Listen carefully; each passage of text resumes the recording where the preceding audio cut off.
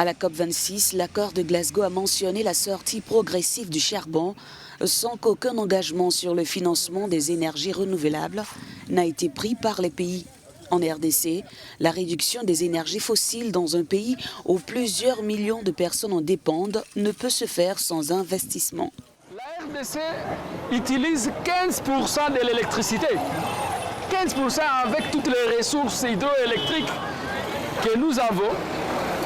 Nous devons aller vers 30-50% d'utilisation de l'énergie propre pour réduire la consommation de braise dans les ménages congolais.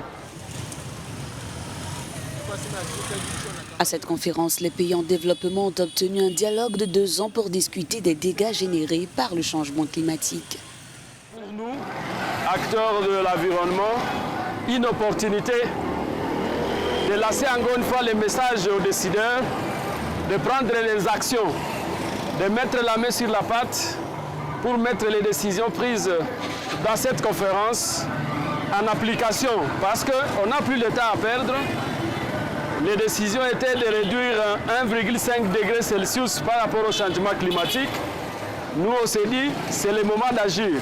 Cet accord de Glasgow ne répond pas aux demandes des pays en développement qui exigeaient que soit réévaluée la somme des 100 milliards promise il y a 12 ans.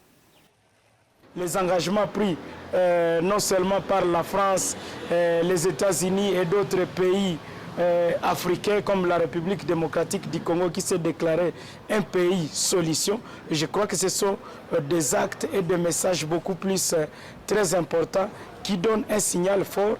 Et je crois qu'il faut aussi prendre à question la défense des défenseurs du climat et des défenseurs de l'environnement qui restent des préoccupations fondamentales et très majeures.